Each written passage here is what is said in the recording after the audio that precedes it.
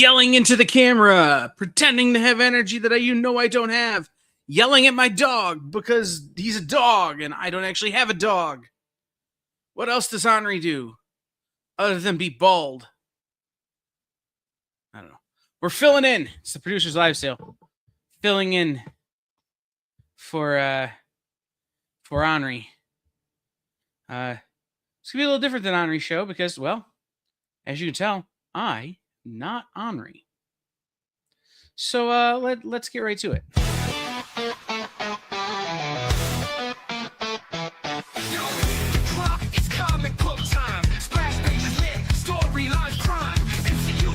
I don't have any of this. That's somebody else's work. That's a different bald guy. See, I don't take pictures like that either. You're watching Kicking It's not. It with Onrie. Kicking It with Not Onrie, the only semi-live show. Jay, could you hear that? Yes. There you go. What? Yeah. I felt like I needed to distinguish myself from Onrie.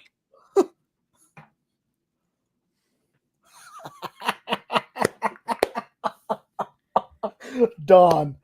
That's This is true. Guys, I don't know if you know this, but Onrie helps us write the marketing emails for the experience. Onrie and I have a standing meeting every Monday afternoon at 3:00 Eastern. This week it happened on Wednesday. This past week. That's how late Onrie was. Oh goodness. This actual week, it hasn't yet happened. We'll see. All right, guys, what's up? It's producer Kyle. That is producer Jay. We are doing a producer's live show, live sale, filling in for Onrie, who rightfully so, or maybe not because he's always late, needs the week off to be with his children and family at a wedding. I don't believe any of that's true. I think he finally realized that maybe his writing needed some work. Heyo. Just kidding, Onrie. Love you. Anyway, so we're gonna sell some books. Just like we do on our other shows, except I don't have bundles this time. Decided not to bundle things up for the first time in a while, which is gonna be a little different for my shows, but it's gonna be a little more on what y'all are used to from Onrie's show. However, unlike Onrie's show, I'm going to take my time and tell you about the book and put it in a way that you can read it and not try and get you to have FOMO. Because I think FOMO is dangerous.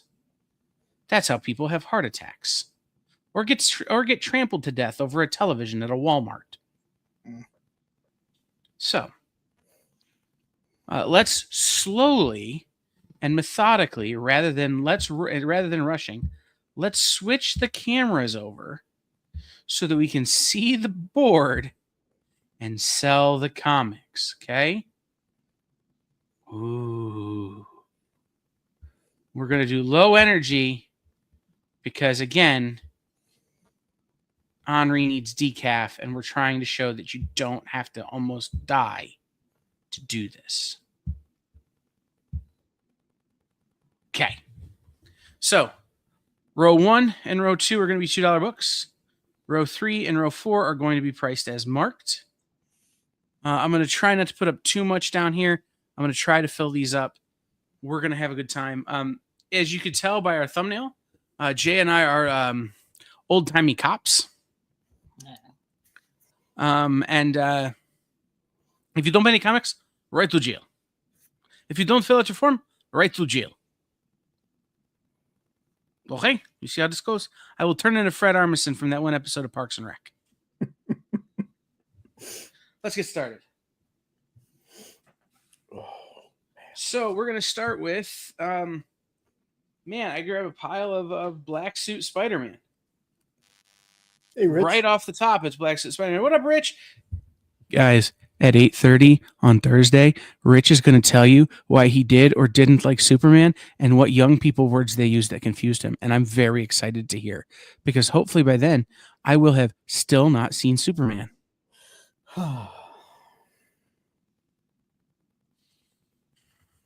Peter Parker, Spectacular Spider-Man 1. Peter Parker, Spectacular Spider-Man 109. He Who Was Without Sin.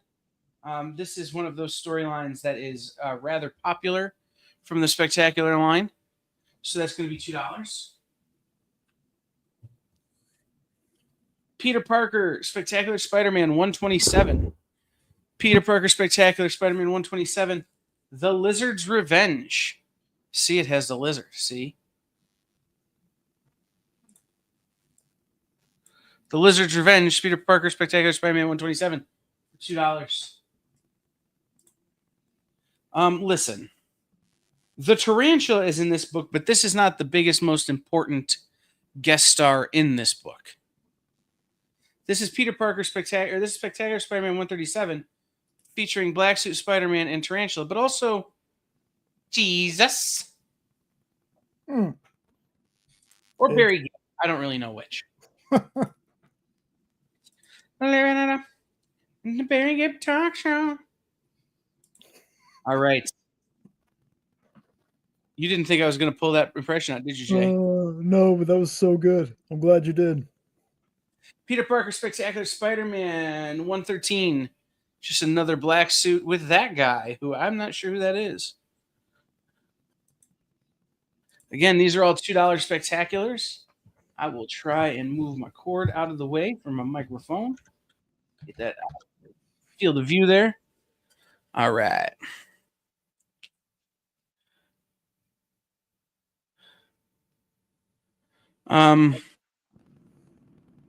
Spectacular as opposed to satisfactory. I don't know that Stanley ever called anything satisfactory, TJ. That would be like him going, instead of going Excelsior, him just being like, okay.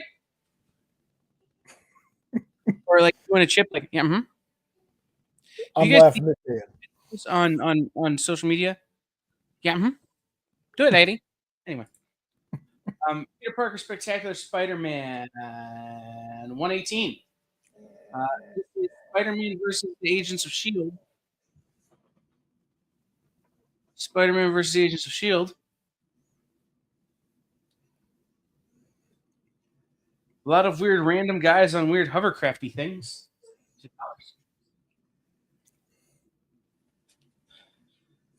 Dan, are you making a request? Do you want me to sing Hallelujah?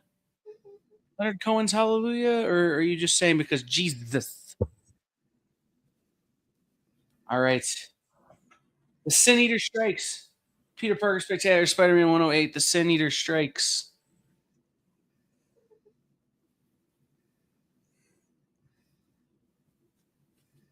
Oh, hey. That's a guy who does magic.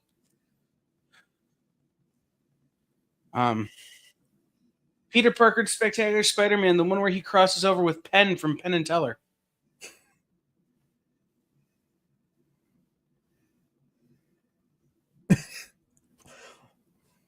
Both would be impressive, Dan. Sign it or sing it. I don't know how to sign it, but maybe if somebody buys some books, I'll sing it. You've got the Rocket Racer. I've got the Rocket Racer dead in my sights. Nothing can stop me now except that, like, that's clearly Spider-Man's hand. So, like, do you actually have that guy dead in your sights, or are you just terrible at your job? Peter Parker Spectacular Spider-Man 104.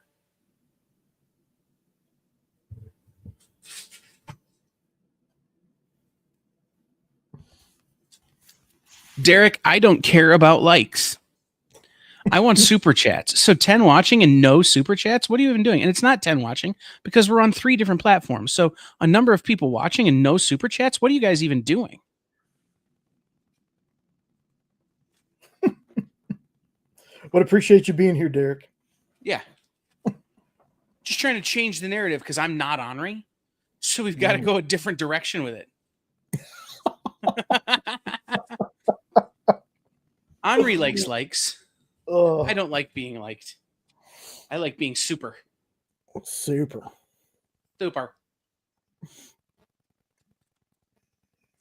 All right. This is Defenders 19, The Origin of Doomball.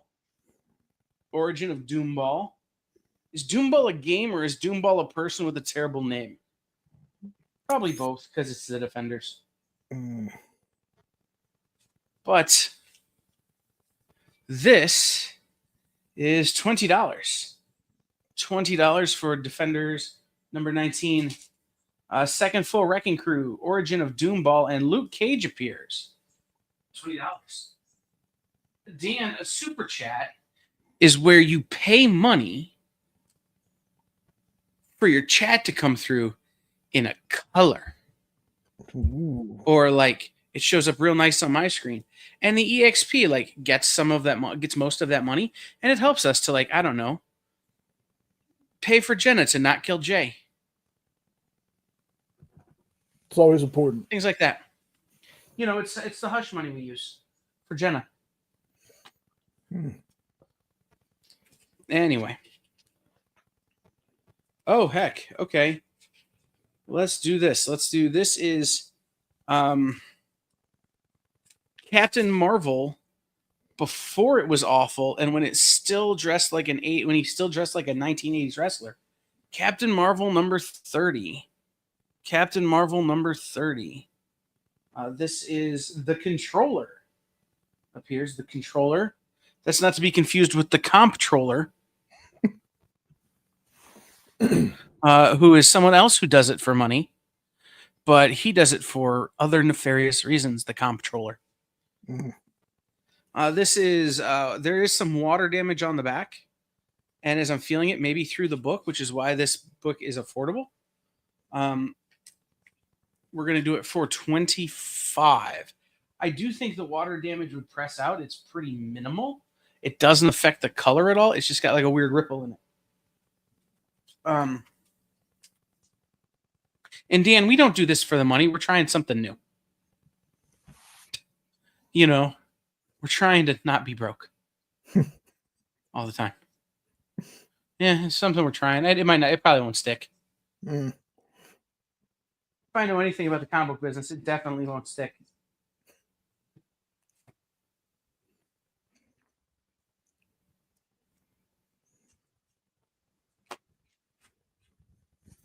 All right. I've always dug that Captain Marvel suit. Oh hey. We offered the book after this, I think. Let's see, where's it at here? Where's Jesus? This is the book right before this one. Okay. This is a Spectacular Spider-Man. This is a minor key from Spectacular Spider-Man. You totally have the Tarantula. You also totally have America's Butt, Steve Rogers. But neither of them are what make it a minor key. What make it a minor key is it is the first full appearance of Tombstone. First full appearance of Tombstone. Spectacular Spider-Man 138. What with the Tarantula and Captain America, and it says Captain America on the cover, and Spider-Man, and yet there's no sign of Tombstone on the cover. So, like, that's a little bit of a mislead.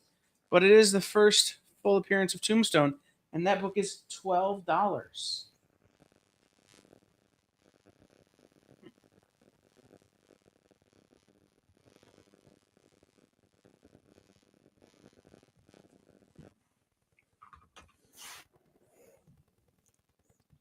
It's played in D flat.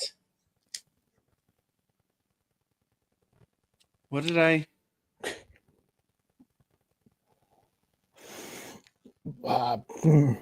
Lost as well. Yeah, I must have missed a joke that I made, Dan. I'm moving so fast in my brain that I'm forgetting things I said. In my head.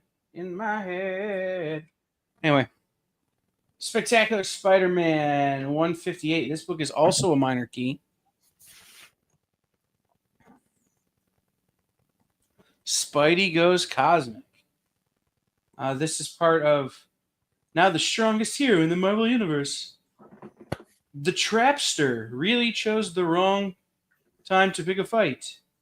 With great power comes radioactivity. First appearance of Cosmic Spidey. Oh, D flat is a minor key. Okay. I get it now. That's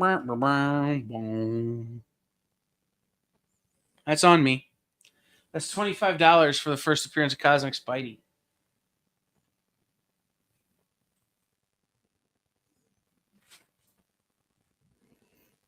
Let's see what else I got here. That joke was too sophisticated for me.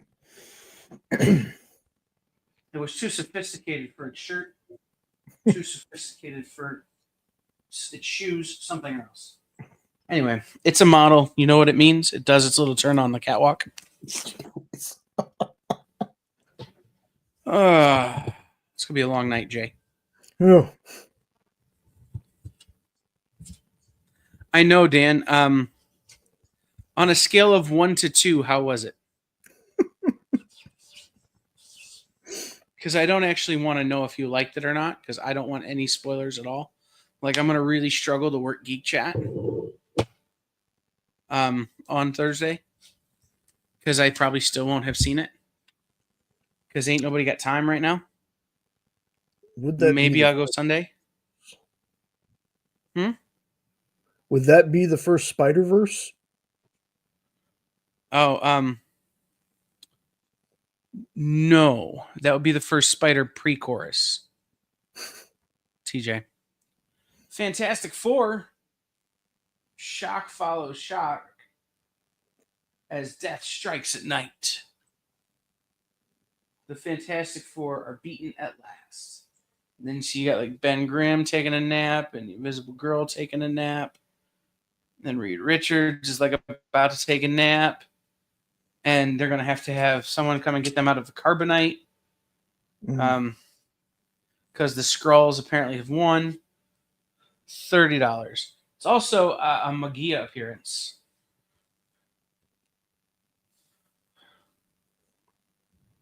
I did, Dan, but seeing as how I've been in and out of the hospital, I have not actually had an opportunity to partake.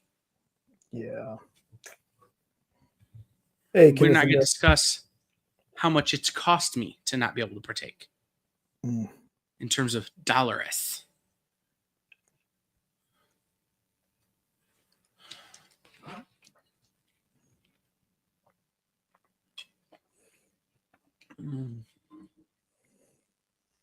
All right.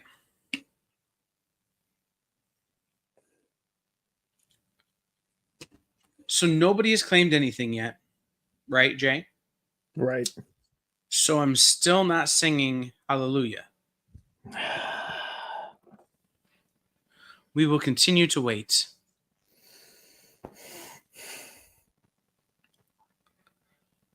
Yo, Kyle singing is the only reason I showed up tonight. Okay. Jeez. Mm-hmm.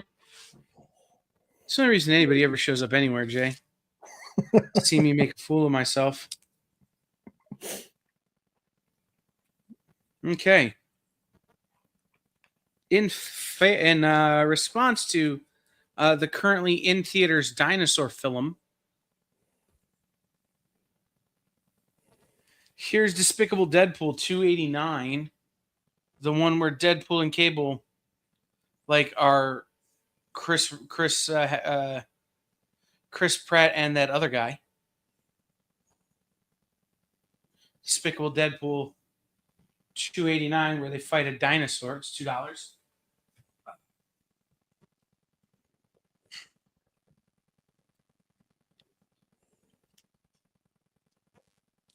In this issue, Cable dies. Despicable Deadpool 290. I mean, look at his arm. Like, he did.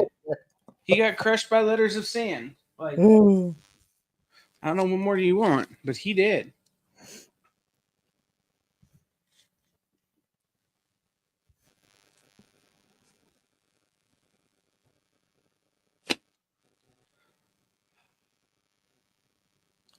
All right. John Romita Jr., Mark Millar. Working on a dude who shoots things out of his hands. If you thought I met Spider-Man, you're wrong. Because this is Wolverine 25. This is the Oh. end of Enemy of the State. John Romita Jr. cover. Written by Mark Millar. Wolverine Enemy of the State, Part 6. A.K.A. Wolverine number 25 for $2.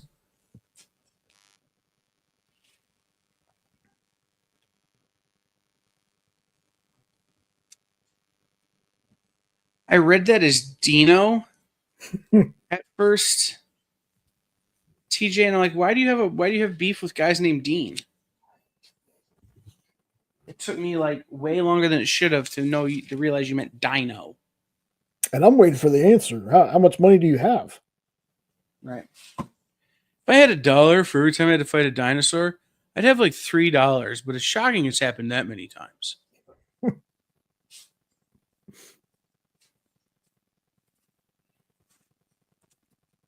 All right. Mark Millar, John Romita Jr.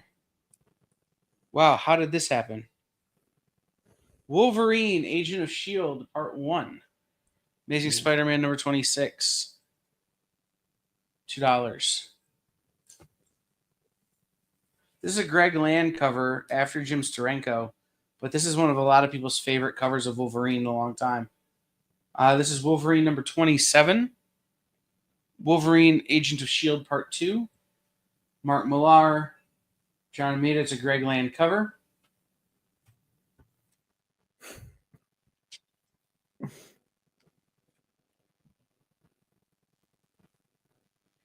Wolverine, Agent of S.H.I.E.L.D., Part 3. Again, you've got Romita and Mark Millar on Wolverine. What's going on, Nick? Hi, Nick. Right? A lot of people love that cover. It's super iconic. And the original Steranko that he modeled it after is super iconic, too. Again, Nick says hit that thumbs up, but don't do it. Send a super chat. Save your thumbs up and send us a $2 super chat. Or you can hit thumbs up. Like, I'm not going to tell you not to hit thumbs up, but super chats, man, super chats. Agent of S.H.I.E.L.D., Wolverine Agent of S.H.I.E.L.D. 4 of 6. Again, Millar, Romita. This is a Joe Quesada cover. You could tell it's Joe Quesada because no one has that many abs.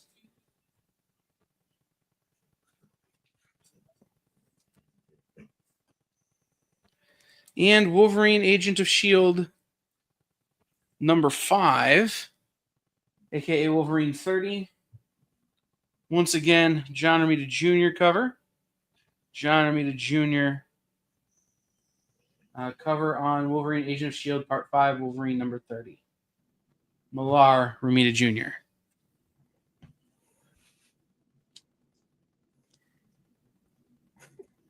If you claim all of the Agent of S.H.I.E.L.D.s at $2 a piece, so you'd be $2, $4, $6, $8, $10. I will throw in the last bit for free. Wolverine number 31. This cover is another John Romita Jr. cover. Wolverine Agent of S.H.I.E.L.D. Part 6 of 6 will be thrown in for free if you claim parts 1 through 5.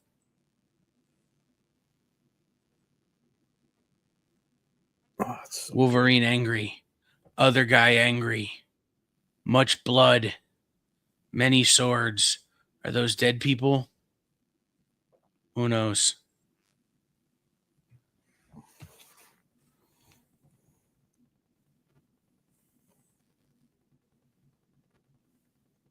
I just love the the slice marks in the arm. I really like Right? that. Like, that's well thought out by John Romita Jr. It's a well planned and executed little detail. Which I think is why Romita's work on Wolverine is so underrated, is that he has a lot of those little salient details that people don't pay attention to.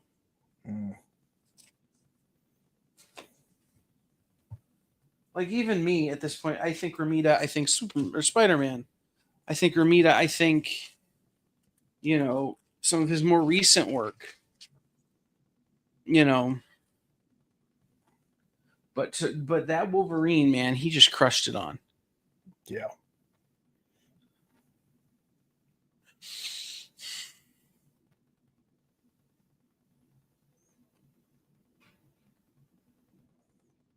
Sorry, guys, give me just a second.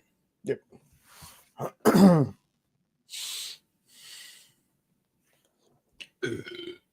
So, I almost remember him on Uncanny X-Men.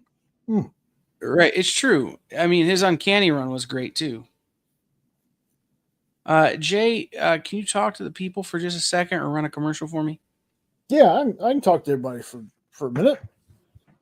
Non-spoilery talk about anything. Here, let me do this, and we'll put it back on there when Kyle's ready to come back.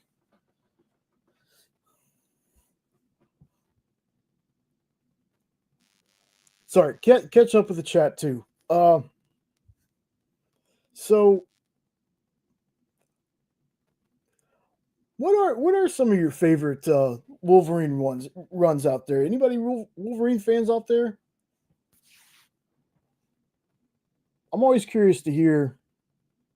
No spoilers. I've watched it 4 times.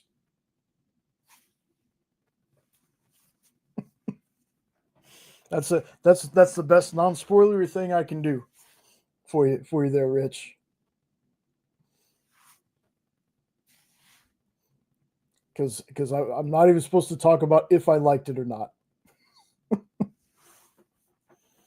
But also, as you can see, I'm kind of, well, hold on, let me get the right, kind of a Superman mark. Not a version I don't like. It's one of those things. Oh, you want to watch Quest for Peace? Yes, I do. Yes, I do. You want to watch the one with Richard Pryor? Absolutely. Give me some Robert Vaughn bad guy goodness. You want to watch the first season of Superboy before they change actors? Yep, sure do. Superman 3 was on last night late. Mm-hmm. And I thought, I should stay up and watch this. And then I remembered it was Superman 3. So I watched a rerun of a cop show I've seen a million times. That's fair. Because like when people ask me what I think about the movie, I need for them to keep that in mind. That I don't see bad Superman. I just don't. So I'm not the best judge of character on things when it comes to Superman. Sorry about that, guys. I needed just a minute. I'm still having some pain. And some stuff. And just needed to take a second. Kind of get my head right there and get through that before I could show you guys some more books. I do apologize. Hopefully it won't happen again. But we'll get through it if it does, right? Absolutely. As the guy from that dinosaur movie once said on the show that he's much better in than that dinosaur movie, the show must go wrong. That is an Andy Dwyerism from Parks and Rec. Before he was some guy who could talk to dinosaurs with his mind or whatever that movie's about. All right. So, we have some Kiss covers here, some vegans. This is the vegan. I think it's supposed to be not Tommy Tone, but that's totally Tommy Tone. Their replacement guitarist for $10.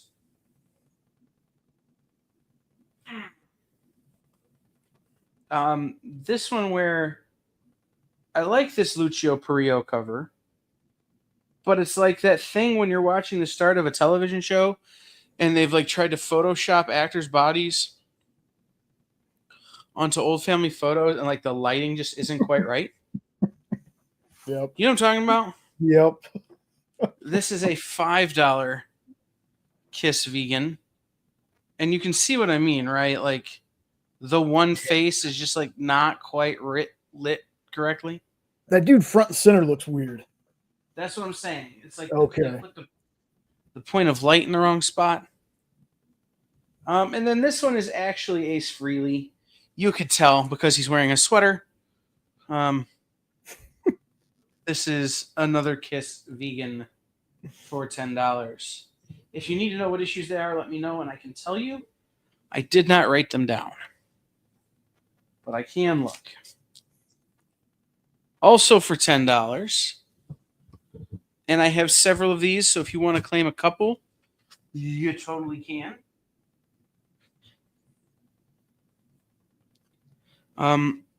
Robert's Burgers. It's a show about a guy named Robert and his family, and they make burgers. I think that's the premise of the show. Took me a second longer than it should have to realize what you were talking about. It's like Batman is a story of a large gentleman who fights crime nocturnally. This is a story of a man named Robert who makes burgers, aka Bob's Burgers. This is Bob's Burgers number 12. This is the Hot Topic exclusive variant, still in the cellophane that it was sent to Hot Topic in. It's going to be $10.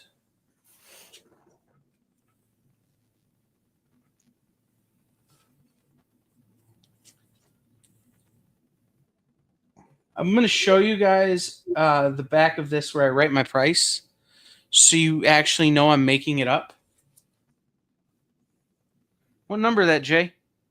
Oh, Smeardio. Right. So we're going to make it Smeardio dollars. AKA, let's call it 5. I'm sure that's wrong, but let's call it 5. Because there's no 0 in 5, but I don't really care at this point. This is New 52, Justice League, number 1 by Jeff Johns, Jim Lee, Scott Williams. New 52 Justice League number 1. I think it's like a $10 book, but we're going to do it for 5 because, well, Jay called it. The price is smeared. So I'm making it up as I go along.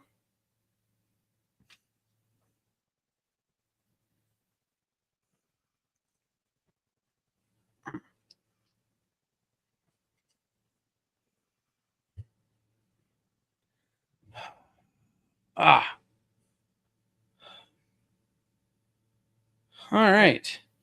So I want to remind folks real fast that that Wolverine series, you buy those, what was it, the 5 issues? Right. You buy, 26 through 30, get 31 free, which are Wolverine, Agent of S.H.I.E.L.D., parts 1 through 6. You get them all for, what do we say? 2, 4, 6, 8 for $12. Hey, there we go. Thank you, Nick. Nick's going to claim all the Bob's Burgers and Kiss. All right.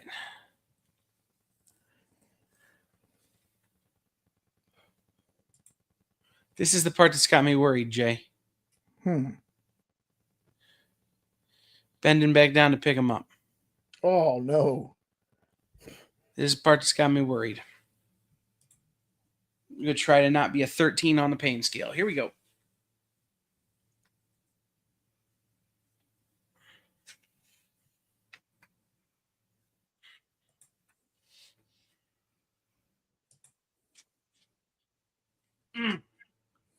All right. Thank you, Nick.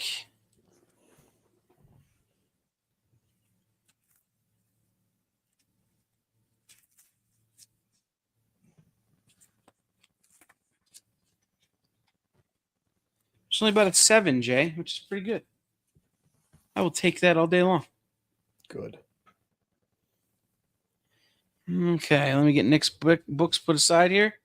And we will go back to the top of the board with more $2 comics. $2 comics.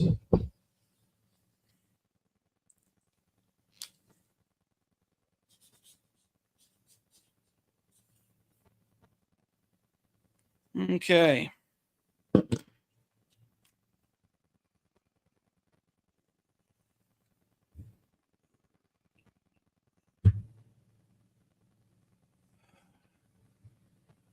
All right. Okay. All right. Okay. All right. All right. Okay. Oh man, we're getting some great storylines here. How about Danny Way, Mark Teixeira with Care Andrews covers?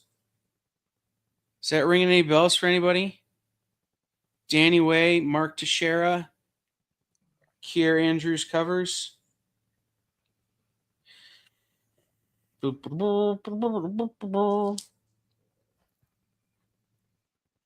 Wolverine, number 34 from House of M.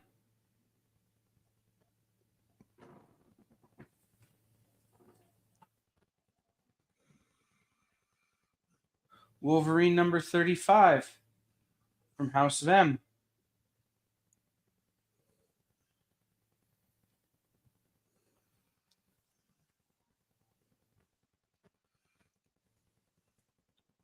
Part of House of M Decimation.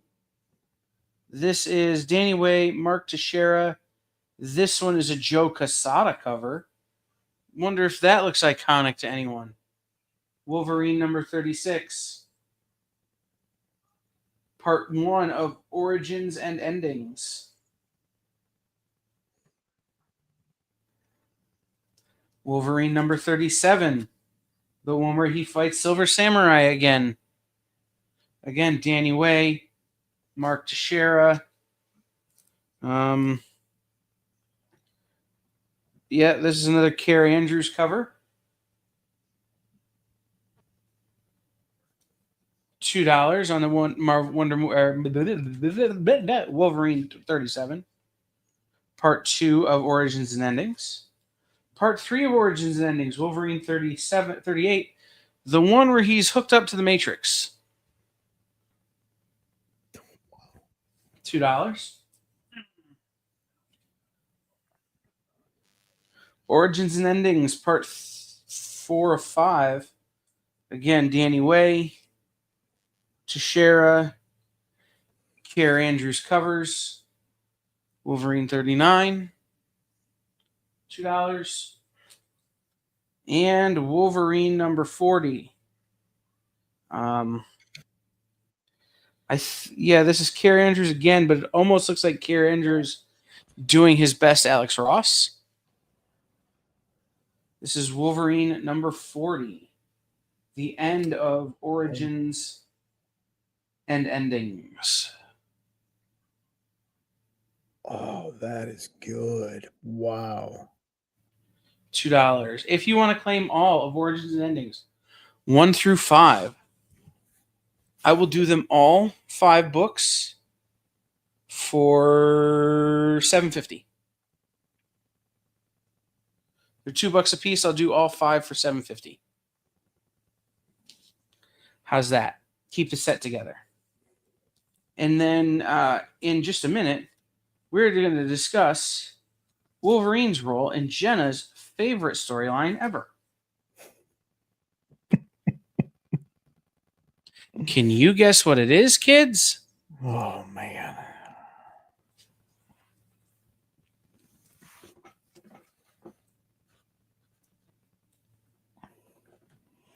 Where's Notepad?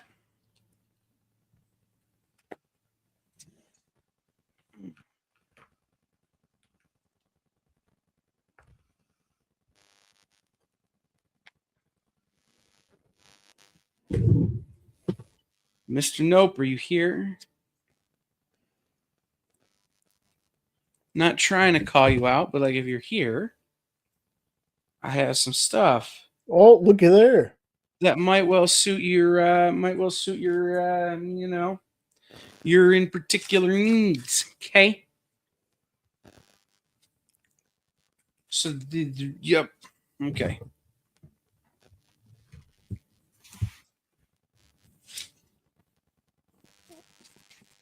Like Joe Hendry or something, man. Say his name and he appears. I believe in Mr. Nope. Clap, clap. Anyway. This is Teenage Mutant Ninja Turtles. Number 11 in very fine near mint condition. This is one of the nicest copies of this book I've seen in a long time. TMNT number 11. Mirage Studios, first print. $20. TMNT number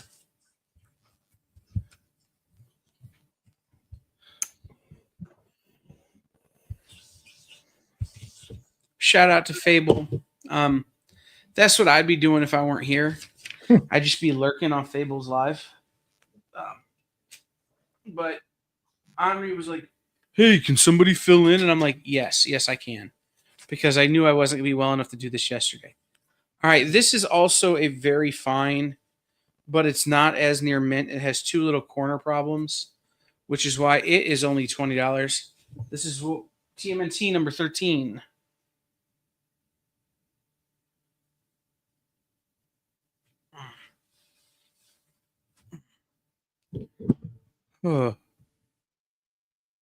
Okay.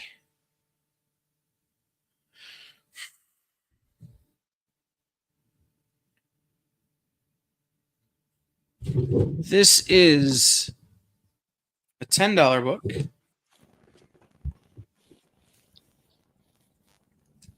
$10.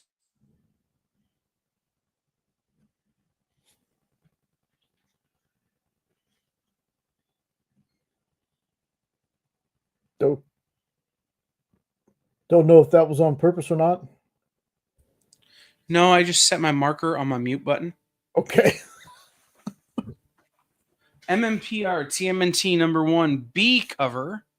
This is the Red Ranger vegan.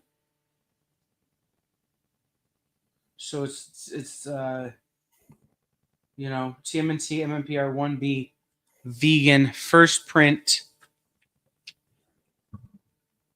$10. That has no right to look that damn good. Has every right. It's the Turtles. Oh, Watch your mouth or I'll send you straight to jail. wow.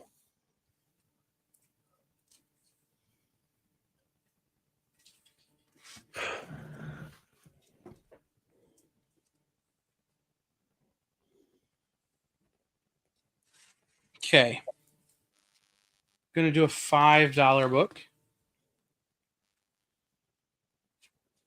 This is a blank cover. I know you guys have been digging the blank covers.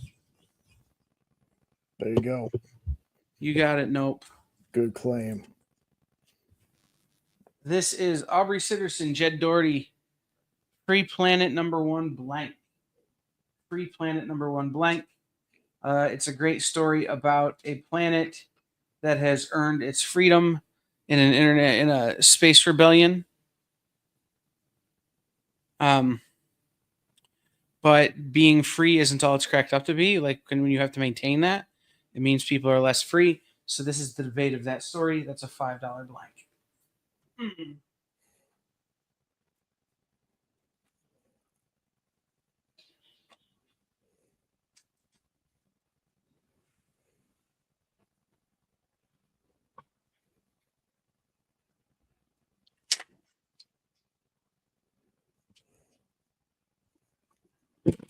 All right.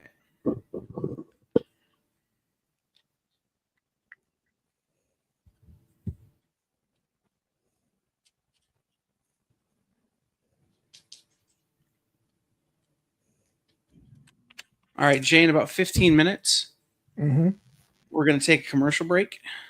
Okay.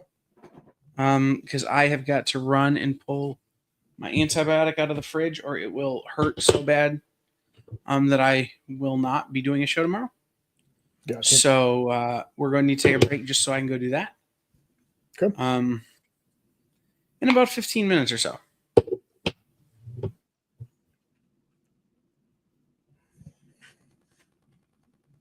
Need one more book to go on the bottom here, and we'll do.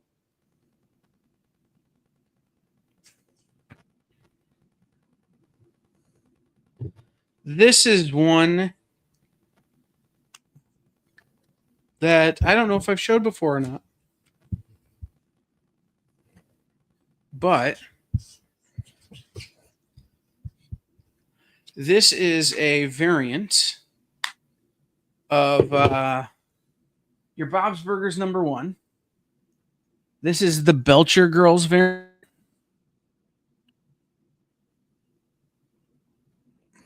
I don't know if I've showed this one or not, but this is one of my favorite covers of this book. Right? Yeah. See you, Rich. I'll see you Thursday. This is the... Oh, I forget who did this variant. But anyway, it's the Belcher Girls variant. And it is $45. Again, it's a pretty rare variant, pretty high variants. Not a lot of them made.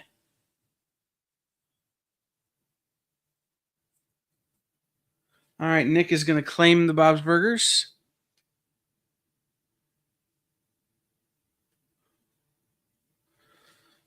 You got it, Nick.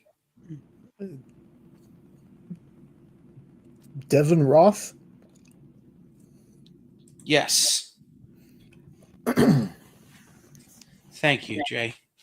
Welcome. Because I knew who that was, because I knew I looked it up, because I'm like, that is a dope cover. Yeah. But I had forgotten. Okay. Let's talk about Wolverine for $2 a book.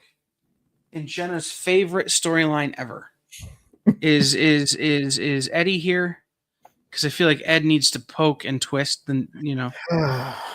poke the bear.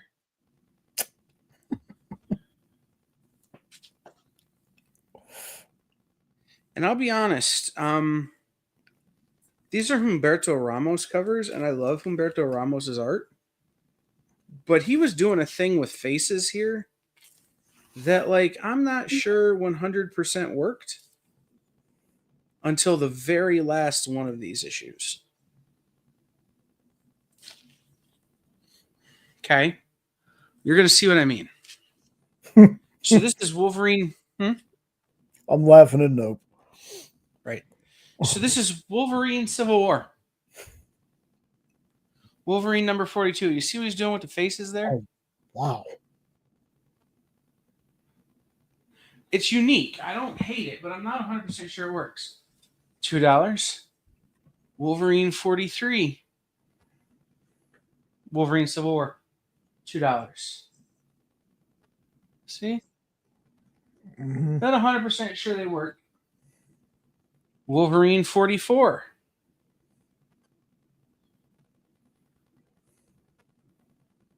$2. Wolverine 45. Wolverine Civil War. For $2. Maybe a little bit better here.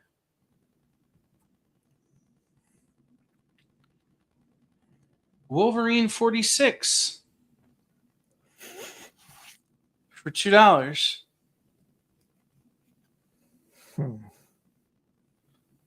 But here's where it makes total sense. And it works out perfectly. Like, if he was doing all of that to build to this, I will give him that. By the way, all of those are written by Marco Guggenheim with interiors by Humberto Ramos. Wolverine 47. See, there it works. Yeah. Because of the teeths. Mm-hmm. Wolverine #47. So what is that? That is 6 issues. Normally it would be $12 for all of them. I will do all of them for $10 if you wanted to get all the Wolverine Civil Wars with the weird Humberto Ramos faces. I would do them all for $10. Again, I don't hate him. I just am not 100% sure what he was going for. Yeah. And then you come out of that and you immediately get Simone Bianchi covers. And you're like, these are so great. So we'll throw one more up here on the board just so you can see it. This is Wolverine number 50. Jeff Loeb, written. Simone Bianchi art, inked by Ed McGuinness. That's right. The writer, Ed McGuinness, started off as an inker and worked on these Wolverine stories, inking Simone Bianchi. Look at that cover. Isn't that cover gorgeous? Yeah. Huh.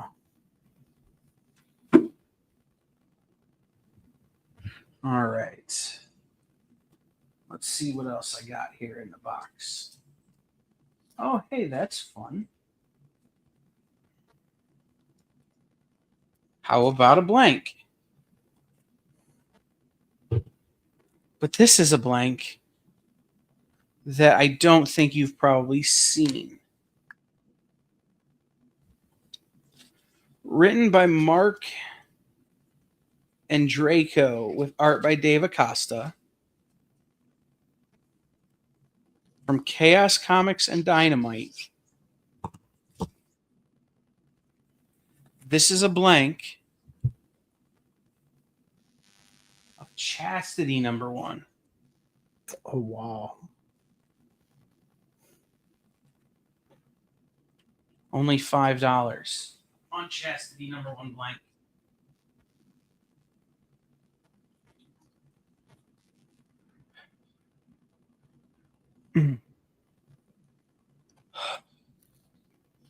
Son of a pup. Okay.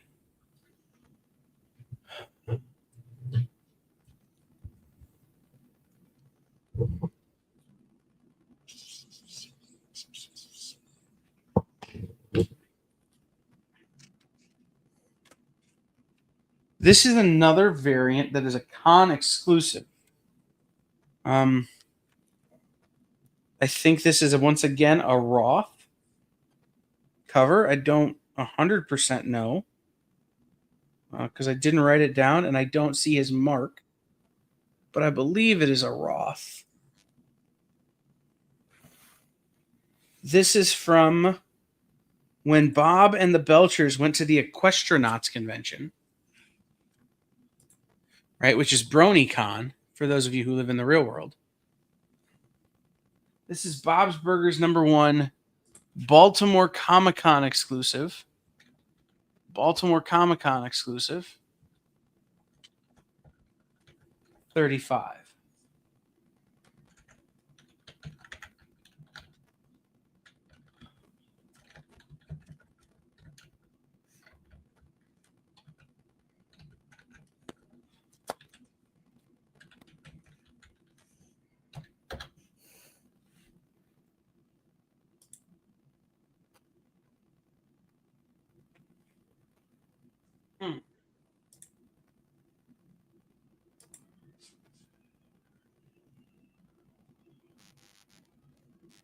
Let's see what else I got here. That's fun and interesting.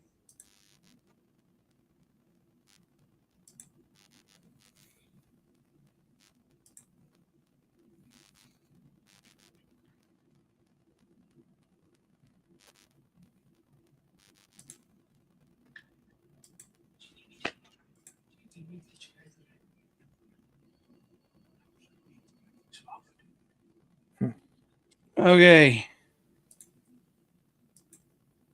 Mommy checking in on me there for a second.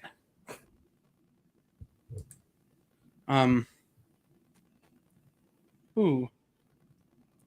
This is another TMNT. It's in really good condition. It's not as crispy as I would like it to be. But it is in very, very good condition. This is Teenage Mutant Ninja Turtles number 17. It's regularly $20. But because I wrote the wrong number on my Post-it note, I'm just going to go with it. And that number just happens to be 17. 17. Because I wrote the wrong number on the Post-it note, I'm just going to go with it. $3 discount because my brain was like, no.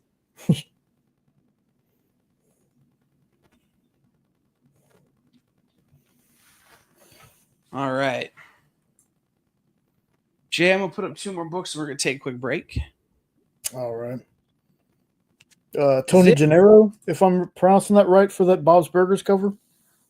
Maybe. I just don't remember. But this is Amazing Spider-Man number 93. First appearance of Arthur Stacy. Also, the Prowler appears. First appearance of Arthur Stacy.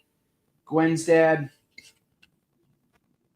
You know, him and Pete had a real complicated relationship to, you know, Pete basically got him killed. If you don't know that storyline, Peter Parker maybe not that good at being a superhero. He was getting some of his favorite people killed. $60. It's regularly like a $75 book for me, but $60. And we'll do hello.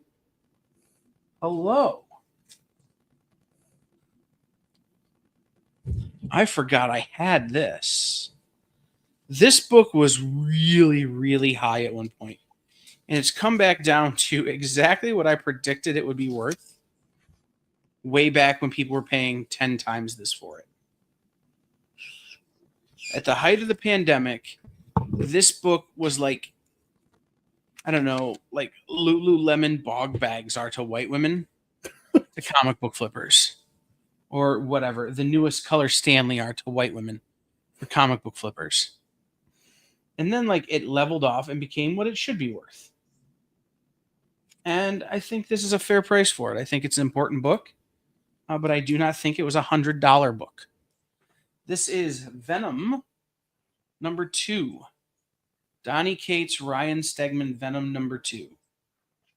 Why is this book important? Well, it's the first cameo of Null. The symbiote god. Or whatever. $10. All right, Jay, we're going to take like a 3-minute break. Okay. We'll be right back, guys, after this word from us while I go take care of a little bit of a medical thing. So we'll be back in just a couple minutes. Stay around. So the show is called The Geek Chat. And really, there's just a couple of geeks. I'm Rich. I'm Dez. And we are your hosts for this weekly guide into comic bookery and all the geeky stuff that goes with it. And that pretty much says it all. They talk about the latest movies and shows. Okay, I'll be completely honest with you. Overall, D+ movie. So the end. Did you know who that is? That's She-Ra, yeah. Yes. The new #1 comics of the week. We rep Samuel Jackson and we rep Mace Windu. I passed on this. I was like... No regrets. No regrets. I really wanted to like this book. I really did. Like, I really did. And just chat with each other. And with you. Oh, Daniel says, I dosed off with the first one. I have zero interest in the Joker Harley ship, not Harley herself. Enjoy, not for me. Yeah, this movie's going to be rough for me to sit through, I'll be honest. The Geek Chat, Thursdays at 8 p.m. Eastern. Just a couple of honest geeks. Let's be honest. Come on. And that is why people watch us, because we're honest. Giving their honest opinions. And the thing you always have to remember about the internet is everyone has an opinion, and they all suck. Part of the experience. Hey, did you know that you're invited to an art gala? No, I mean the fun kind. It's SketchUp with Mog and Mel. Welcome back, everyone. Thanks again for joining us. Featured guests talk about their new projects. So it takes place in this fantasy world where the world is kind of lost its stories. And life as an artist. The hope was that you could make some amount of money when you exited art school.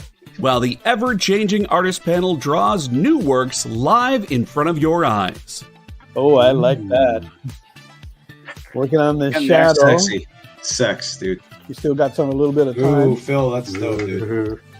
Sketch Up with Mog and Mel, Thursday nights. Part of the experience. FOC, a comic industry term for the final day a new comic can be ordered by a local comic shop. So, what does that mean to you? Well, it's your last chance to order a new comic book from your local comic shop.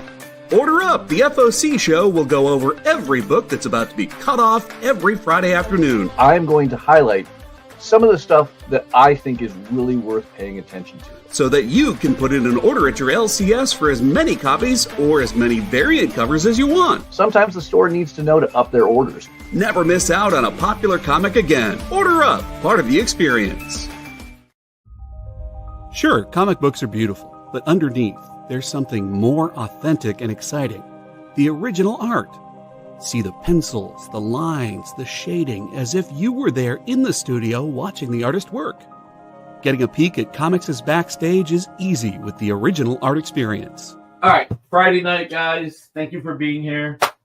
To be doing anything, the fact that you're here means the world to me. Nick's pieces are always value priced with your budget in mind, for the beginning collector to the veteran. And this is gorgeous. You got Aquaman and Mira. Join the original art experience with Nick and our friendly crew of regulars, even if it's just to enjoy the art. Fridays at 7. It's all part of the experience.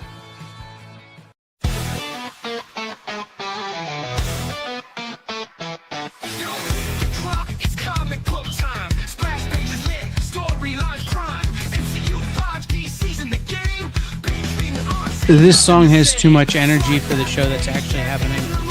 This is just a disclaimer. We're not bringing Comic-Con energy. We're probably bringing this slightly overpriced and slightly cold pizza. You're watching Kicking It with Onrie, the live shopping show. I'm also not Onrie. All right, welcome back in, everybody. This is Kicking It with Legally Not Onrie. I am your host, Legally Not Onrie. And that is your host, legally also not Onrie, a.k.a. Jay. We are going to show some more books now. We're back. Again, we're doing things very different to what Onrie does, only because, one, we are not Onrie, and two, we are very not Onrie.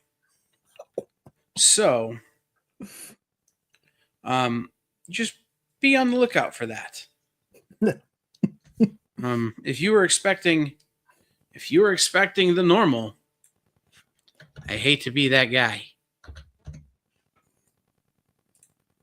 So I take a picture to look up a thing and 4-stick. Okay.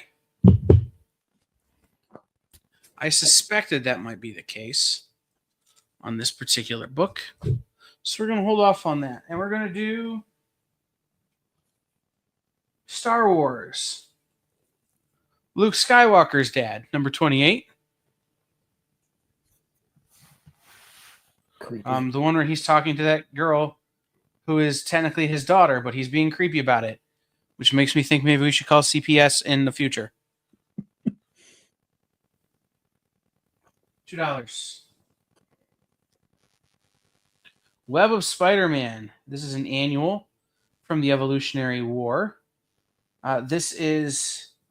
He's bigger than the Kingpin. He's the crime lord of Miami. He's the Slug, which anyone who's ever been to Miami knows you can't be that big. You will sweat the pounds away as though you were in a Richard Simmons workout video. This is annual number 4. Love Spider-Man annual number 4. Hey, Bigby. What up, Bigby? Were your ears burning earlier? The Bronze and I were talking about you. We had a nice conversation today. A guest starring the Fantastic Four, or is it 5? By the way, if they put 5 people in the stupid Fantastic Four movie, I'm going to walk out and demand my money back. Okay? The only 5th person that's allowed to be in that movie is Herbie. If, like, Franklin Richards is, like, a big part of that movie, I'm going to find the first baby I can and slap it No. to make sure that he doesn't grow up to ruin the universe and give us, all of the things that Franklin is responsible for. Anyway, this is Web of Spider-Man Annual, part of the Atlantis Attack story, number 5. The EXP does not condone slapping babies. Unless they're named Franklin Richards. In which case, you do what you got to do to protect the universe, man. Oh, man, it's terrible. Like, they always say, like, when you're inventing something, your invention can't have brought about the end of the world because nobody from the future has come back to stop you. Yeah. Yeah. If I had a time machine and I go back to the present, or I go back or forward to stop anything from happening in the future, I would stop Mr. Fantastic and the Invisible Girl from doinking and making Franklin Richards. Okay. Jay Garrick Flash number 1. Part of Dawn of DC. Jay Garrick Flash number 1. The only good Flash. Jay Garrick Flash. Hey, again, only if the baby is named Franklin Richards. Otherwise, I will probably buy your baby comic books and toys that are inappropriate for it. But if your baby is Franklin Richards, we're sending that kid to the Phantom Zone or something. I don't make the rules. I'm just from the future.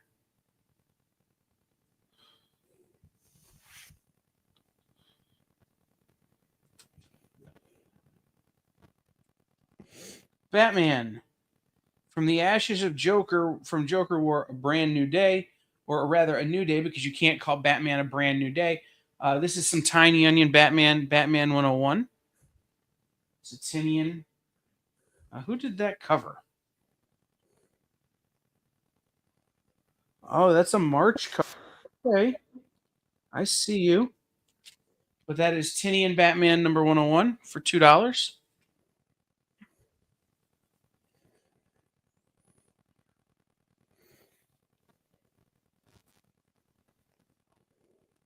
This is Marco Pagulian art. Tinian written. Grapple with the Ghost Maker. Batman 102.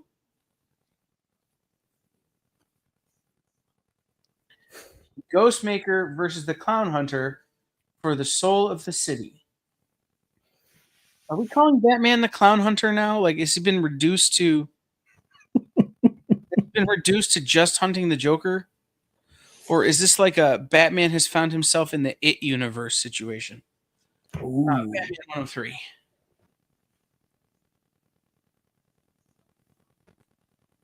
And yes, baby, we are sending him to the DC universe because nothing in the Marvel universe manages to stop him. So we've got to start crossing continuities here because Franklin Richards is a menace. And also featuring the Ghostmaker. These two together are two of my favorites to ever work on this book. And I'm so glad that Jorge Jimenez is still on this book, now with Matt Fraction. This is Batman 108, Tinian and Jorge Jimenez. Meet Miracle Molly, but also the Ghostmaker. I feel like the Ghostmaker, and it's funny because Bigby says gotta cross the streams. I feel like the Ghostmaker is like you had Vince Clortho, the Keymaster.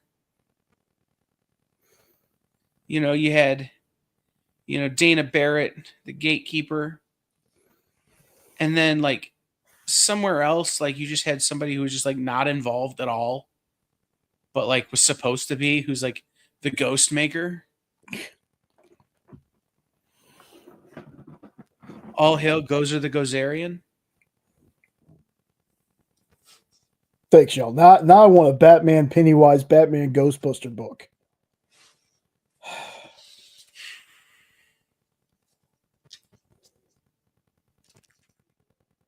You know I'm right. Oh, yeah. That's just Anyway. bad. 'Cause I really want it. This is some Steranko. I'm not 100% sure who did the cover. If this is Steranko or not, Nick would know immediately, but I do not see the mark. And it's driving me nuts because I believe it's Steranko. Unless the mark's on the back. Oh, frick this. Anyway. Infinity War #1.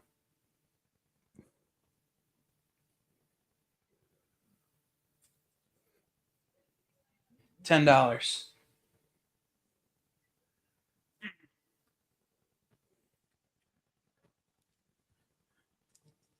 This is the special black and white edition with the flip book to read Walking Dead #63. Special black and white edition of this book. Art by Rob Guillory, written by John Layman. About a detective who, like, how do I put this?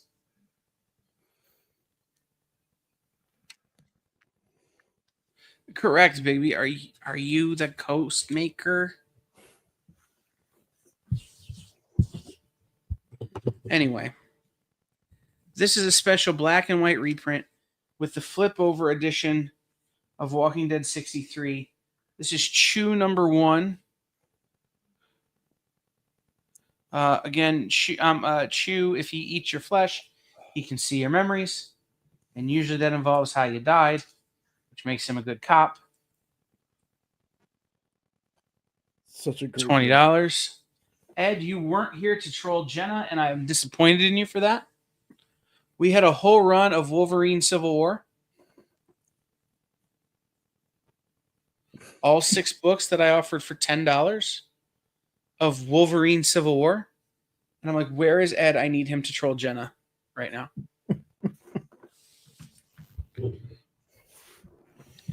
I'm going to admit to something on this next book, guys. When I saw it and I saw the solicitation and people started talking to me about it, I went, there's no way that's going to work.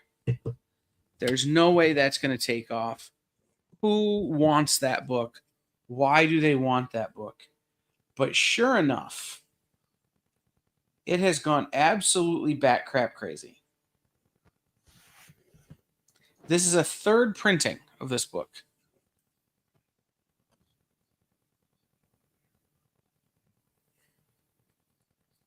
It's Jeff. #1. 3rd print. It's Jeff, #1, 3rd print, 3rd print, 3rd print. It's Jeff, #1, 3rd print. $20. That is approximately what it's going for on the electronic bays. If somebody wants to make me an offer on the It's Jeff 3rd print, 3rd print, 3rd print, let me know. I am open to it. That's nuts. Because despite it being wildly popular, I still do not get it.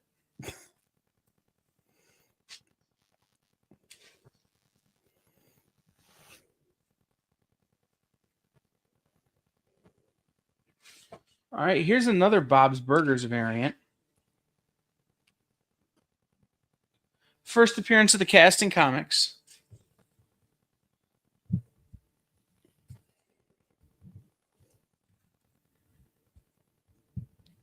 Even smaller print runs than the other Bob's Burgers I've shown, except for maybe the Belcher Girls.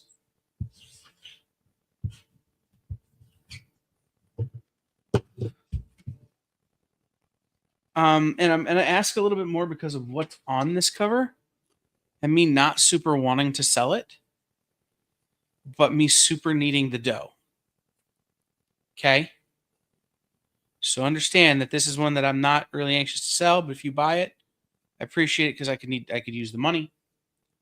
This is Bob's Burgers #1. First appearance of the cast in comics. This is the Superfly Comics and Games exclusive.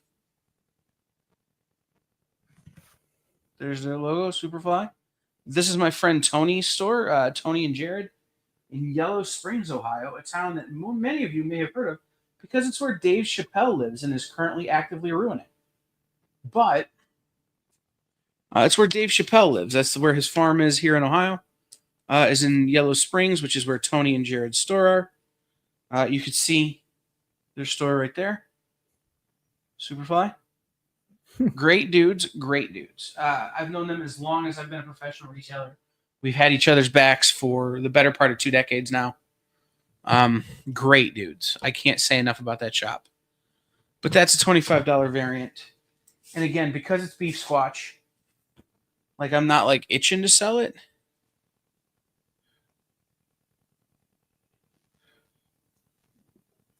But I am in need of dough, so I will sell it. Okay.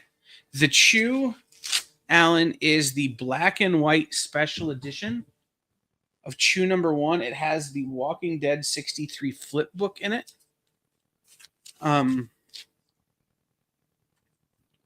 So it's not a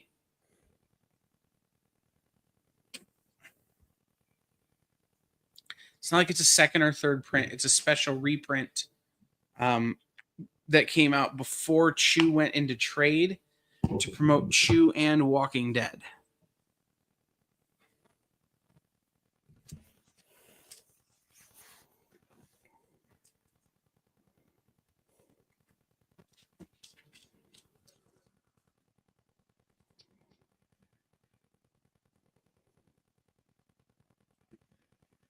Again, Chew is such a wild book, but it's so fun.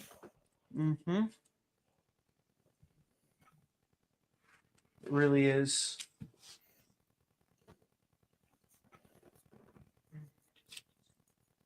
Okay.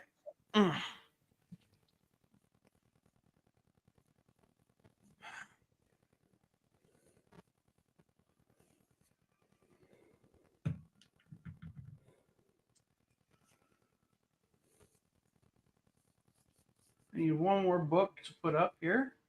So I'm going to dig through my stacks here. Ooh. All right.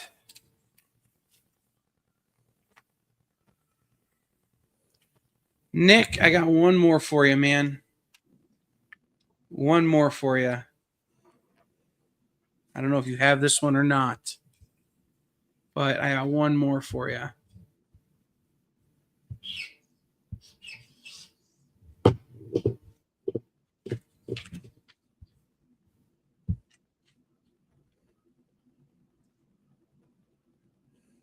Bob's Burgers, number 1. Midtown Comics exclusive.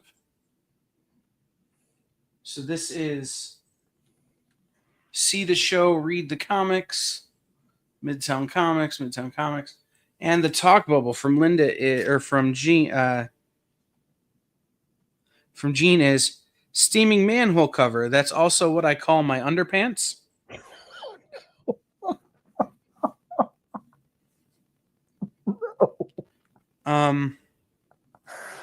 This cover also features Tina being an absolute goon over the naked cowboy. $15.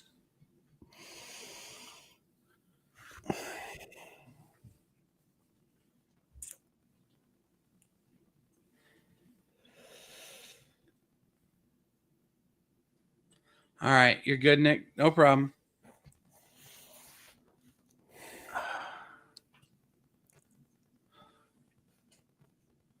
Okay.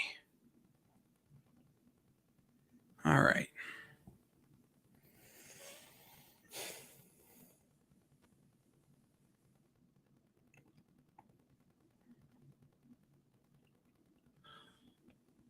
All right, Jay. Mm-hmm.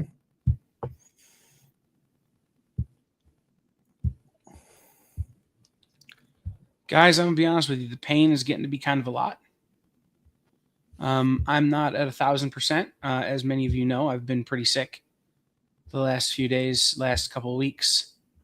Wanted to be here because I told Onrie I'd be here and told you guys I'd be here. So I'm here. And guess what? I'll be here tomorrow night for Kyle and Jay's Q&A where we're doing the live sale version. But I am just not at 2-hour strength right now. So what I think we should do is kind of end the sale for now. If you bought stuff tonight, I am going to invoice you tonight. If you pay, that's great. If you don't, that's fine. I will add anything you claim tomorrow night to that invoice. But I want to keep it separate because it is off schedule for me to do this. So I'm going to do that. So I figured what we can do is we can spend the next half hour or so doing like a Q&A, doing just a short hangout, doing a little chat with the chat. So guys, do you have any questions, particularly about the EXP right now? Anything going on? Anything you want to ask us about the EXP and some of the stuff any of the stuff we have going? I will do my best to answer those things to the best of my legal ability to do so. If you have questions about the comic book industry, San Diego is coming up. There's a lot of stuff happening. Happy to answer those questions. So just shout them out in the comments. Because I'll be honest, the bending over is killing me. Yeah. Too much pressure on my foot. I will redo this room for tomorrow night. What do y'all think about that? I really like what do you how guys think of the new logos? I think that looks We awesome. did the hangout where I showed the new logos.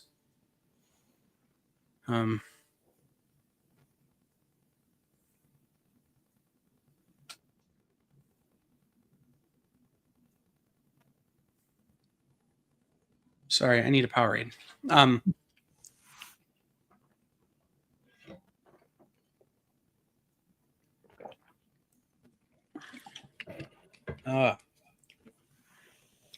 have some new inventory coming this weekend as well. Hopefully he remembers to send it. So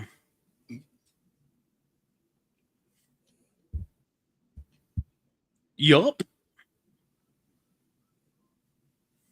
Would it shock you to say, if I said, Eddie, that I have something already ready for the members only part of the EXP, but I'm waiting on Castle? Would it shock you to know if the hang up is Castle? Bet it wouldn't, but it's a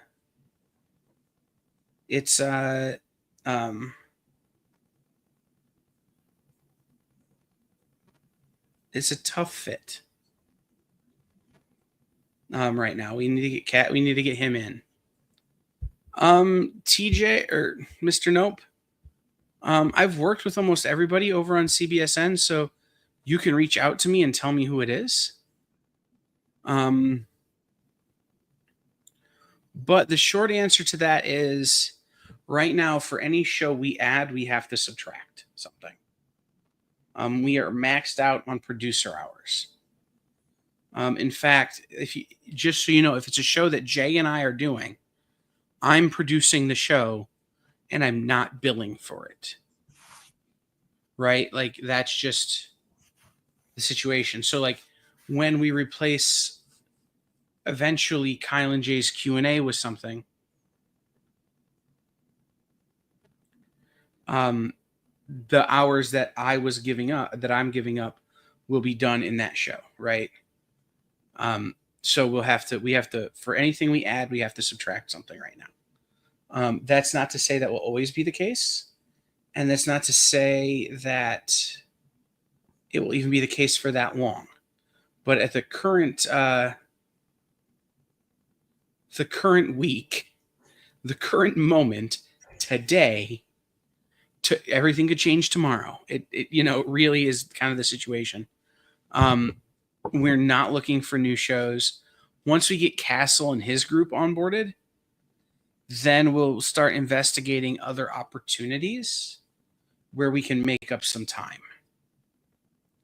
I love Michael Curl. Flames of Phoenix is great. They are OGs over there on the EXP or on CBSN. The thing I will warn about with CBSN shows, and this is something that has long been a thing, is that people from CBSN often have trouble adapting to the difference of multi-streaming, so going to multiple channels, Facebook, YouTube, Twitch kind of thing, and they have trouble adjusting away from some of the games they play on CBSN that we don't do over here. And similarly, it's why I struggled over on CBSN when I went back. I hadn't done it for so long, and I'd been here for so long that I forgot how to play those games.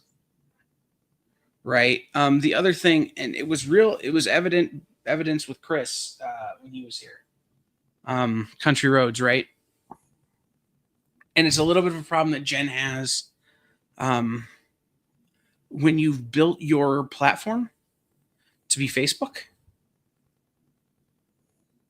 making the switch to YouTube isn't necessarily a good idea because everybody knows you over on Facebook. You know how to reach people on Facebook.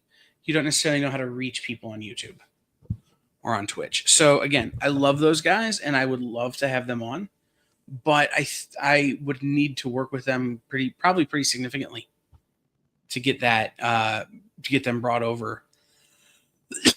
That said,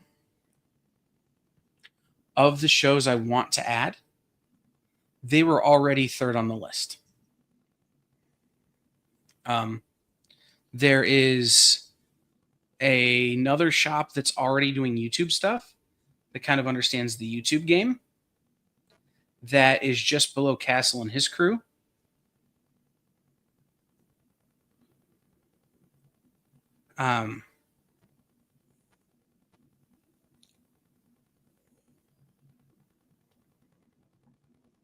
That I would let, once Castle and his crew come on, there's another shop that's already doing the YouTube thing that I would like to include. But like Bronze and I talked today about Bronze and Big B sales, doing some more Bronze and Big B sales. So I would love to include those guys. So those are like the top 3 on the list. Michael and Paula are right there as well. Great show. By the way, if you guys aren't members of CBSN, go check them out. Eric Freichin over there is another one that I'd love to include. Eric's just a great dude. So I'm not specifically excluding them, but I'm in a situation right now where I can't necessarily just go jump and get them. Did that make sense, Jay, or did I just ramble? No, that made sense. Sometimes, by the way, guys, sometimes these decisions are so damn complicated.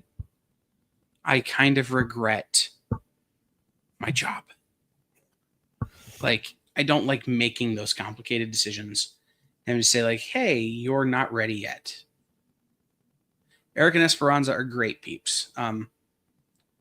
But like I said, it's sometimes I kind of regret my job and having to tell people they're not quite ready yet, or we're not quite ready yet for them. So, that's kind of the situation. But yeah, I want Bronze and Big B to do more sales. I want Castle and his crew to get on board. And then I want to look at, again, Flames of Phoenix. I want to look at Eric and Esperanza. I want to look at some Pueblo and some of those guys who are already doing YouTube stuff to have a conversation. So we'll see. Okay. Big B says, I've heard you guys made some exiting partnerships. He meant exciting. I knew what he meant. In fact, had you not drawn attention to it, Big B, I wouldn't have realized you used the wrong word. That's how good my spelling is at night. By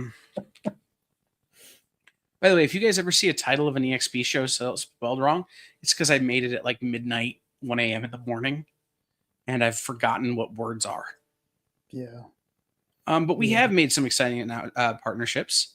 That said, those partnerships are only semi-public. I can look and see if they're slightly more public. But give me just a second to click on that website there and see.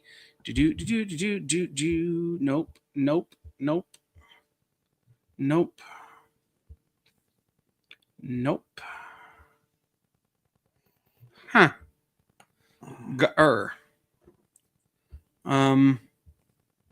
Yeah, our news has not been made slightly more public yet, but we have kind of hinted at it a few times. Save the date for September 27th.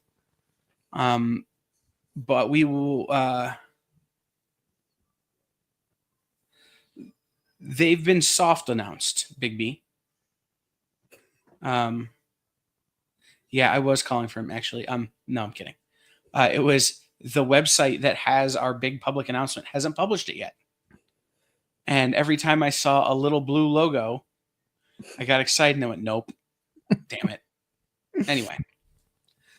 No, Big B. So we have made some big announcements. We are partnering with it's pretty public at this point because we've shared it on social media and we've shared it through our mailer. We have partnered with Local Comic Shop Day. The extent and details to that partnership is still sort of under wraps. Exactly what we're planning to do is certainly still under wraps. And I will bring you guys behind the curtain a little bit. The reason they're under wraps is because I don't know what we're doing yet. We were working so hard on getting the announcement ready that once it goes super wide, and we have some time at San Diego next week to have some conversations, we'll be able to put together a little bit more of a outline. But that's also kind of what we're meeting with EXP staff and shows about tomorrow. So, we'll have those conversations. But yeah, we have announced that we're partnering with Local Comic Shop Day to do a super what did I call it? Giant size super stream. Yeah.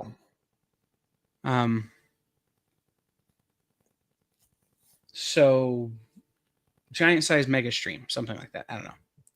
Giant size super stream. But we're going to Ed, I am so happy I don't have to go to San Diego. I cannot even tell you the level at which I'm excited to not be there. Like, I go to sleep at night and dream about not being at San Diego. That's how much I don't want to be at San Diego. And not because I don't love San Diego, but if I went to San Diego, you know where I'd go? I would go hang out at Matthias's shop for a week. I wouldn't even go to the convention. Right? I would just go clerk in somebody else's comic shop for a week. Yeah. And we'll get into that in a minute. But yeah, we're going to make our big announcements once one of the websites has our story. They're going to run it. Once they run it, we'll go wide with our announcement and we'll send it out to more people and we will start sort of nailing down additional partnerships, as it were. Speaking of those announcements, guys, if Kyle and Jay's Q&A starts a little late tomorrow, that's why. We are having a meeting. We are having a staff meeting here at the EXP that I have to lead. And if I can't get it in an hour because certain people like to talk, Jay. Yeah, okay. We might start our show a few minutes late. So just be aware of that. We will let you know via social media and probably in the chat. Okay. Why don't I want to be at San Diego? To be real honest, as a person who does what I do as a producer and a content creator and a person who works in the part of the industry I work in, I can go to C2E2. I can go to Motor City. I can go to New York. I can go to Baltimore. I can go to Lexington. I can go to Louisville. I can go to GalaxyCon Columbus or Fan Expo Columbus, Fan Expo Cleveland. I can go to Toronto. I can go to Indianapolis. all, and I could probably do all of those shows for what it would cost me to go to San Diego. Plain and simple. I can go to all those shows. And oh, by the way, at those shows, because they're not San Diego, I can get a heck of a lot more work done. Because it's not San Diego. So it turns into this. Is it worth it for me to spend the money to go to San Diego and not do all those other shows? Or should I do Baltimore and get a lot of work done at Baltimore and then have Mel and Mog over to my house in Baltimore and do a live sketch up from Kyle's living room? Yeah.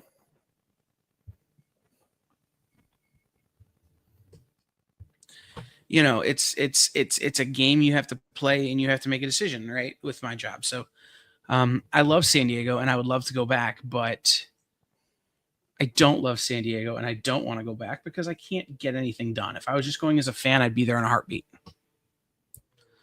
But if I was working, and Mel and Mog are just delightful people. I'd much rather hang out with them. Right. I could also throw Three Rivers on there and probably still come out ahead. So, what other questions are there?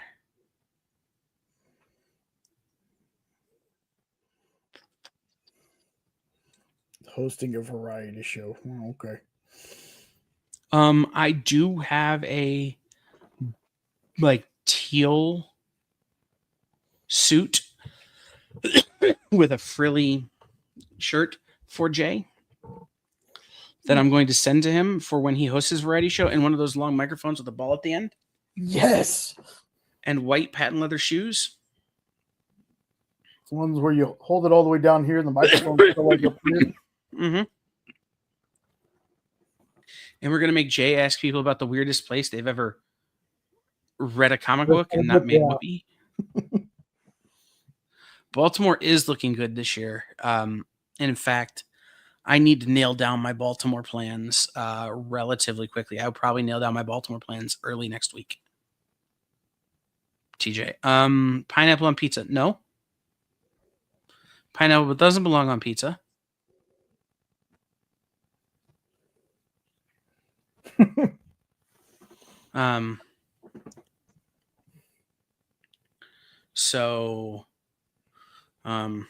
No. I can do it. Nope. I will throw the pizza away. It's not like I would go out of my way to get one, but if there's pineapple pizza, I'd eat it. If I were starving, like literally like worried about where my next meal is coming from starving, I would eat pineapple on pizza. Otherwise, I'm out. Fair enough. Now, you hand me a pineapple, I'll eat it. Oh. You hand me a pizza, I'll eat it. I'll eat them in the same sitting. But don't put them together. Hot takes. Beloved characters that you absolutely hate.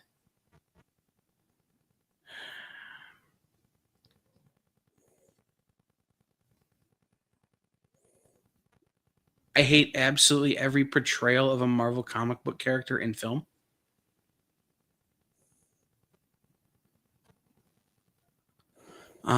Characters that other people love that I hate from comics.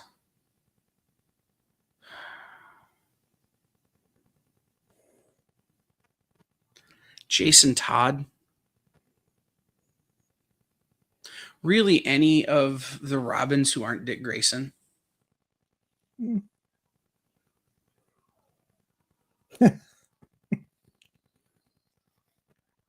Well, that's fair. And mine is comic book wise.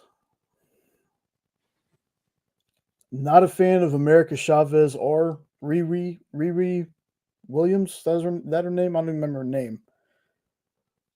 Ironheart. Not a fan of those characters. I'm a fan of America in the Multiverse of Madness movie, and I have yet to see the movie/show version of Riri. so I can't make an assumption there. But those are two characters. Like Riri to me always felt like a villain. I thought she would have made a better villain than a hero. With the few things that I've read of her. Yeah, the problem is multiverse have made me mad. Or as I like to call it, Marvel Cinematic Evil Dead. Just was not a good movie and had no redeeming qualities for Riri. Or not Riri, for America Chavez. So big L on that one. Yeah, but I don't like the comic book version of the character at all. I don't mind the comic book version of the character. I don't mind the comic book version of Riri. I think the launch of both of those series was so bungled by Marvel that it led to people not liking them, even though they probably would have otherwise.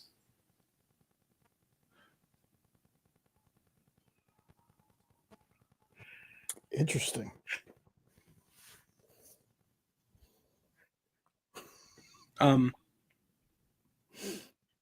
Yeah, no. I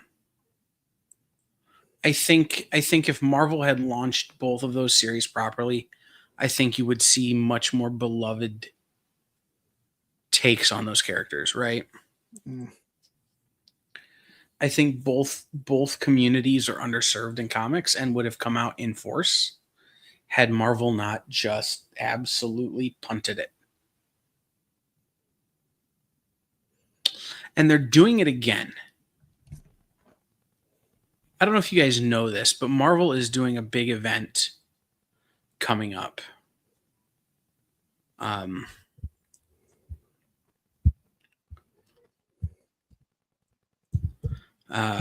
I can't remember the name of it right now. So give me just a second here. Let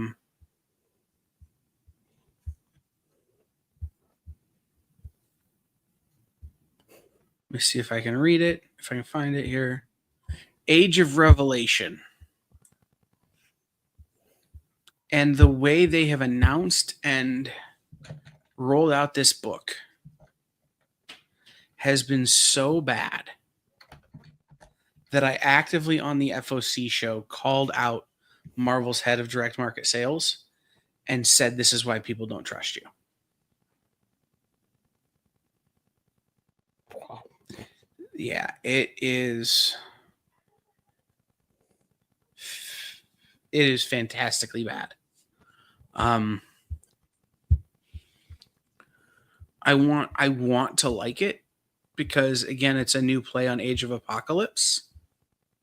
You know, you have things like Laura Kinney Sabretooth and Return of Binary and Amazing X-Men and, you know, Long Shots and, you know, some of these characters you don't get to see all the time, but they've just bungled the announcement so bad. TJ, I would have you know you're wrong. Jason Aaron's Uncle Scrooge was actually very good.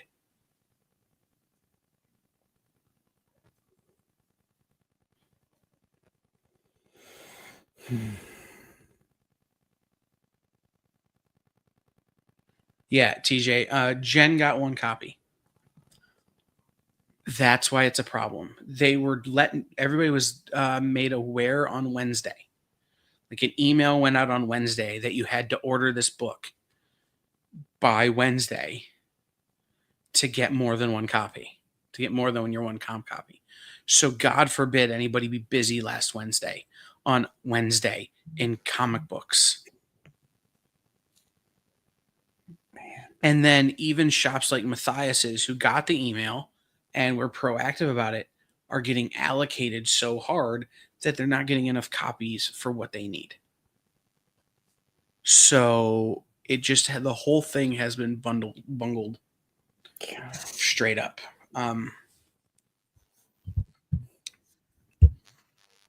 Ed, I would stop holding my breath on anything Valiant for a while. Not because of anything bad, just because of the way the cookie has crumbled with Valiant. Their merger with, as Alien Books has merged with some other people, their some of the other stuff that has come about in terms of their distribution and in terms of their ownership structure and in terms of what they're trying to do going forward. I would not hold my breath on anything new Valiant for a minute, just because they're going to need some time to get their legs under them. Right? Like, not in a bad way. It's just like everything came together kind of in a way where they're going to need to, okay, does anyone know where the copy paper is? Yeah. In the new office, like that kind of thing. But in the meantime, there are other companies. Yeah. Thanks, Bigby. Love you guys too. There are other companies operating in the same space that Valiant operated in for so many years that are doing such incredible things, like AMP, like The Lab, like Ghost Machine, even though they're an image imprint, that are operating sort of in that same space, that are just crushing it. So I don't feel bad waiting for Valiant, right? Like letting them, again, figure out where the copy machine is and what the code is to make, how does the coffee machine work? Right? I don't mind waiting, because I know that once they do, they're going to come out bigger and stronger. This IDW partnership is going to help them. Plus, Turok the Dinosaur Hunter meets the Ninja Turtles. Yeah. I know. It feels like it just feels like sometimes they start gaining momentum and then something happens. Well,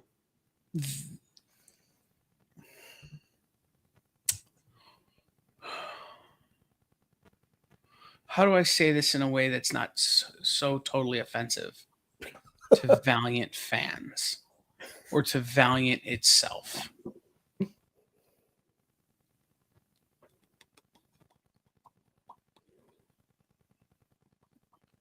Valiant has never been a company with forward momentum.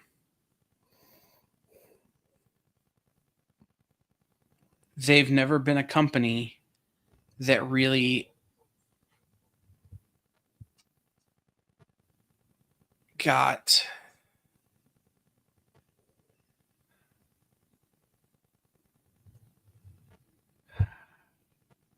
their own life. Because when they launched, when Shooter and Bob Layton and all those guys went over and launched, they were just rehashing old Gold Key concepts, right? And then they started making their own concepts, and those did okay. But by the time they got to them, they were out of money, right? So now they're working for their lives, and they've just never not been doing that, right? Fred Van Lente, Valiant, when a couple of years ago, when they announced all this stuff before they got bought by Alien, I thought this is their chance. They're finally out of the corner. And no, as it turns out, they were just in the corner different. And they've always been a dog trying to fight their way out of a corner. So I think the IDW partnership gives them some breathing room. They're just going to have to capitalize on it. So again, it's okay. We need to do Turok meets the Ninja Turtles, or Turok meets Godzilla. We need to do Rai, Rai and Shredder. Oh, yes. Crossover, something like that. Right? Yeah. Archer and Armstrong go to, Mutant Town. Yes. Something like that to kind of give it a little bit of. So the interiors look more like an Uncle Scrooge book and not a sword and sorcery book. The interiors look like if you did a super earnest Uncle Scrooge book, which is what it is. Like, they're not reinventing the wheel over here with this Uncle Scrooge story. But what they are doing is they're taking it serious. And I think that is worth looking at. And again, remember, written by Jason Aaron, so it's not going to be super cartoony. Do I wish this was a Dynamite Uncle Scrooge book? Yes. Am I glad that it's something different? Also, yes. Mm.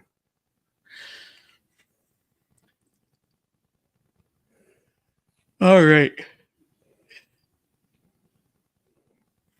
I think I'm going to call it there, guys. I have to invoice this stuff real quick. And then I have to go take some meds that are going to almost certainly just put me down for the evening. Cool. No, not good, Jay. I don't like drugs that just clean knock me out. I took an antibiotic. I took the one yesterday morning, which I have to take every morning at 9 a.m. I laid down because I felt like I needed to lay down after it. And next thing I know, it's 1 o'clock. Like that, like kind of put me out. Like not just you take a little nap until you feel better. No, like gotcha. You got drool running down your face. You're snoring. You know. But I tell you what, man, it's a hell of an antibiotic. So shout out to my ID team who is keeping me afloat right now. So, all right, guys, we will see everybody around the bend here on the EXP. We'll be back tomorrow night at 9-ish for Kyle and Jay's Q&A live sale edition. The one where Jay is Punch and I am John. Yeah. Where we will be bringing more live sale style things to the show. Maybe I'll get some bundles made tomorrow. We'll do some bundles plus some open books. We'll figure it out. Then tomorrow at 7, Rex is back with Comic Collectibles. Jay and I are here tomorrow at 9-ish. Thursday, What's in the Box with Miss Chen. Then the Geek Chat, where I will try my hardest not to listen to them talk about Superman. Then we have Melon Mog, Sketch Up with Melon Mog on Thursday night until midnight Friday morning. Matthias and I will be doing Order Up, the FOC show. We think we know who our guest is going to be, but we have to confirm that. I should have that announcement tomorrow. Then Nick is back with more art. He's got some Fantastic Four stuff. He has some Superman stuff. He has more Green Lantern stuff for you to see. And then Nancy, she sent her stuff in, and I haven't had a chance to look at what she is doing. Then, depending on a number of factors, including how this leg feels, and if I can finally go see Stupid Superman and Fantastic Four back to back, we may or may not be doing a producer's live show on Sunday. If I can go see both shows, what I will probably do is a pop-up between them where I go live from the movie theater and talk to y'all about what I've seen. But we'll see. I'll keep you apprised of the situation. But then next Monday, Comic Collectibles is back with John and Robbie, as well as Rex. Then Jay and I will probably be doing a second shift lunch. And then Big B and Bronze will be bringing you a show, their Best Coast Comics. Then Tuesday at 2 Eastern, we have Comic Industry Insiders Live. What are we doing next week? Not 100% sure because everybody will be getting ready for San Diego, but we will likely be talking about San Diego. We may also be talking about something called RMH, Retail Management Hero, and why it matters. Then the rest of the night we'll round out with Minute to Skim It, Welcome to Wonderland, and Kicking It with Onrie, where it won't be Jay and I again next week. Thank God. So in the meantime, we'll see you around the bend. Be good to everybody. Pray for the world. And we'll see you next time.